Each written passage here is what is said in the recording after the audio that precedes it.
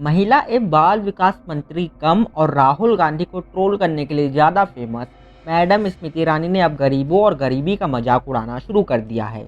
आपको बता दें कि अभी कुछ दिन पहले ग्लोबल हंगर इंडेक्स के 125 देशों की लिस्ट में भारत को 111वां स्थान मिला है। वहीं रिपोर्ट के मुताबिक पाकिस्तान की स्थिति हमसे ज़्यादा अच्छी है क्योंकि उसकी पोजीशन 103 नंबर पर है। अब इसी से जुड़े सवाल का जवाब देते हुए स्मृति ईरानी ने गरीबों का मजाक बना दिया। पहले आप उनका बयान सुनिए। That I think that there are indices which do not reject the India story and deliberately so. For instance, Global Hunger Index that makes headlines now. Many people have said it's all hogwash. How do they build that index? 3,000 people in a country of 140 crore get a phone call from Gallup, and they're asked, "Are you hungry?" Now, trust me, I've left my house in Delhi in the morning at 4 today. I got a flight at 5 to go to Kochi. I did a conclave there. Got a flight at 5 o'clock to come to this program. अब जैसा कि आपने सुना, स्मृति ईरानी कह रही कि 140 करोड़ के देश में 3000 लोगों को फ़ोन आता है और उनसे पूछा जाता है कि आप भूखे हैं।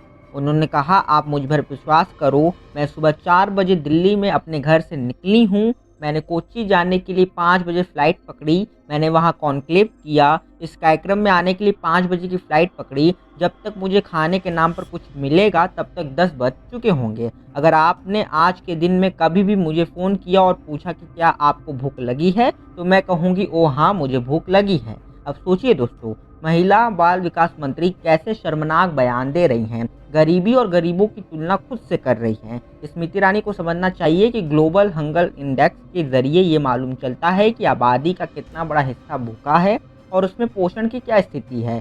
इसको मापने के लिए 4 चीज़ों को पता लगाया जाता है। पहला, आबादी का वो हिस्सा जिसको पर्याप्त कैलोरी नहीं मिल रही। दूसरा, आबादी में 5 साल से कम उम्र के बच्चों का वो हिस्सा जिनकी लंबाई उनकी उम्र के हिसाब से कम है।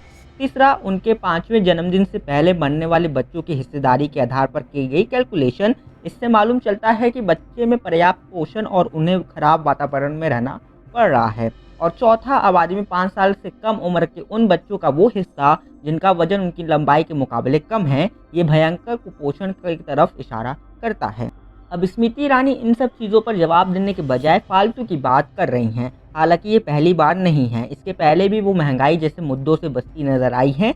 अब वो स्मृति ईरानी कह रही कि 3000 लोगों से पूछकर ये लिस्ट तैयार की गई है, लेकिन स्मृति ईरानी के पार्टी के लोग तो बड़ी खुशी मनाते हैं जब 2000-3000 लोगों से पूछकर मोदी जी को भारत और दुनिया का सबसे अच्छा प्रधानमंत्री बताया जाता है। स्मृति ईरानी जी को समझना चाहिए कि जनता को गुमराह करने से कुछ नहीं होगा, अपने जवाबदेही से बचने से कुछ नहीं होगा। आपको जनता ने चुना है, आपको जवाब देना पड़ेगा कि आखिर भारत में इतनी गरीबी भुखमरी क्यों है। बाकी क्या है आपकी राय, कमेंट करके बताएं।